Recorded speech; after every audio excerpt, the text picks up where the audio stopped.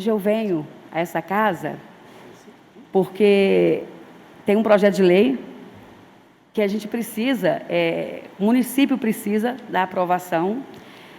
Eu não sei se sabem, mas o governo estadual criou o FUNPAES, que é um fundo de aplicação para reestruturar a rede física, né, das escolas, não só de Una, mas de todo o estado.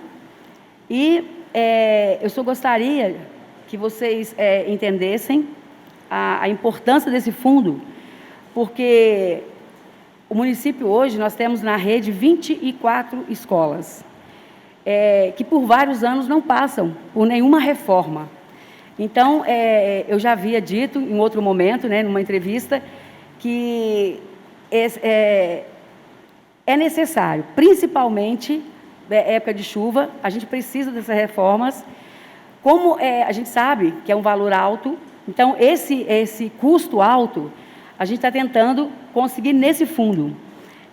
O FUNPAES é um fundo que ele não só visa reformas e ampliação dessas escolas e creches, mas principalmente, além da reforma, ampliação, tem construção de quadras, nós temos equipamentos, por exemplo, carros com número para carregar número maior de pessoas, a gente tem computadores, ou seja, tudo aquilo que a gente precisa para que as nossas unidades estejam mais atrativas.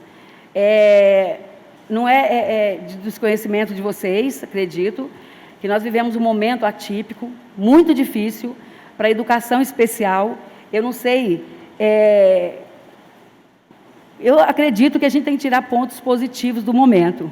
Então, assim, é um momento de mudança, porém a gente precisa dar essa oportunidade das pessoas que até então não estão nessas unidades, ou por falta de estrutura física, ou por falta de conectividade, por exemplo. A gente tem um problema seríssimo com a conexão de internet no município.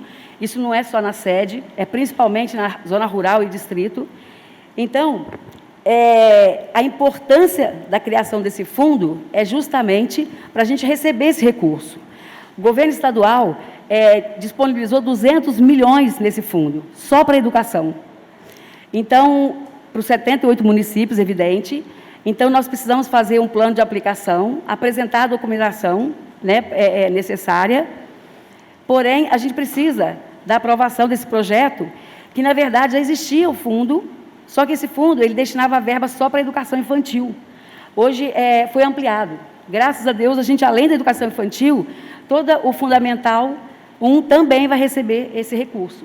Então, assim, justamente para custear essa reestruturação física, principalmente, porque, eu repito, principalmente para reestruturar a rede, tanto a ampliação, reforma e equipar essas escolas. Como é um custo alto, a gente acredita, se a gente conseguir esse recurso para essas ampliações, para essas reformas das escolas maiores, a gente consegue fazer a reforma das escolas menores. Porque, como eu disse, são 24 escolas hoje. Eu não sei se vocês sabem, nós temos 23 prédios. Porque uma, por exemplo, que é a da Lila de Castro Rios, ela funciona dentro do NAJA Abicaí irregularmente. Então, nós temos 2 escolas num único prédio. Então, a gente precisa da construção da Deolinda, ou duplicação do NAJA Abicaí, que um dia desse até o vereador Matheus falou do cuidado que o NAJA tem passado, né? Graças a Deus, a gente conseguiu dar o mínimo de infraestrutura do NAJA Abicaí, mas saiba, Matheus, que é verdade, é só um paliativo. O prédio tem muito tempo que não passa por nenhum tipo de reforma. A escola tem um vazamento gravíssimo. Então, a gente precisa, além da reforma do NAJA Abicaí, a ampliação, justamente para a gente conseguir comportar a escola da Lila no espaço. E nesse fundo, nós temos, na verdade, a gente fez um pedido para o Estado, aproximadamente 10 milhões, principalmente para duplicação e reforma do NAJA Abicaí, uma segunda quadra no colégio, e Santa Clara do Caparaó, que eu acho que um dia desse, não sei se foi o vereador Edmilson, que falou justamente da importância da reforma. A gente já estava pensando nisso.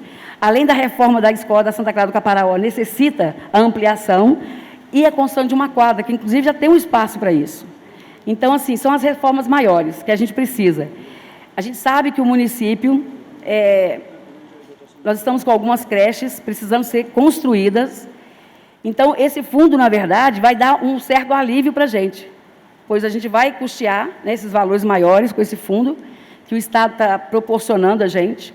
200 milhões para a educação hoje, para 78 municípios, eu acredito que dá para dar uma alavancada, sim. E o Estado só tem um pedido para a gente dar de retorno, que enquanto eles investem na infraestrutura, a gente dedique-se ao lado pedagógico, que, como eu disse no início, a educação do município, não do município, eu falo que do país e do mundo.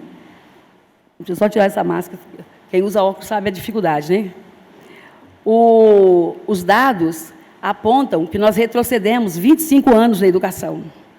Então, às vezes, a gente só vê o que é físico, né? É claro que a gente pretende a construção, a reconstrução, a reforma, mas a gente precisa de um alívio para investir no pedagógico.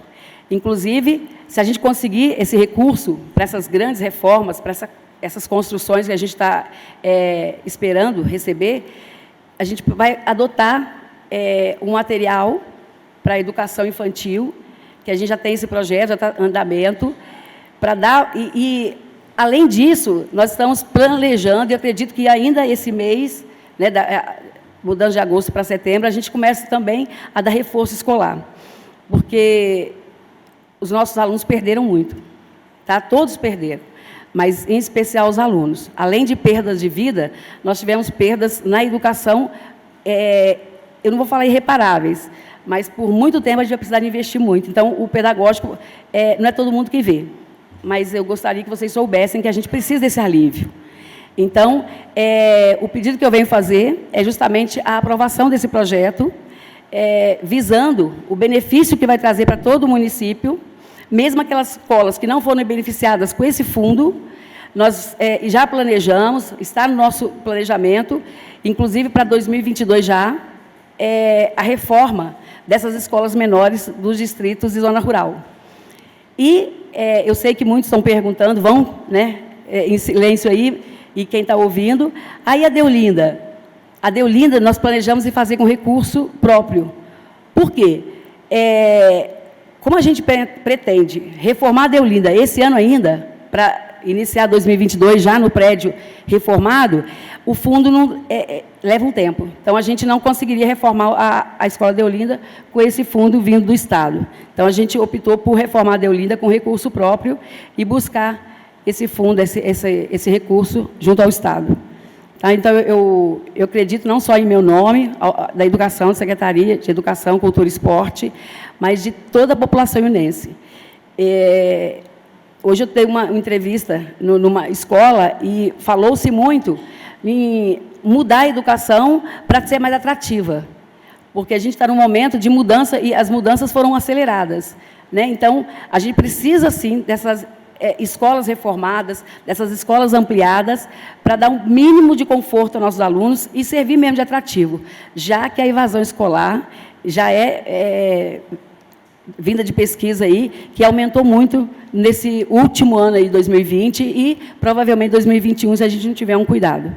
Então, na perspectiva de melhorar a educação e trazer um pouco mais de qualidade de vida para a nossa sociedade, né? Eu agradeço e eu acredito que a sociedade ionense agradece. Só um minuto, secretária. O plenário tem alguma dúvida da fala da secretária? Não? Deve, João. Secretária, boa noite. Boa noite. Em questão desse fundo, eu tenho sido procurado por várias pessoas e que faz faculdade em outro município.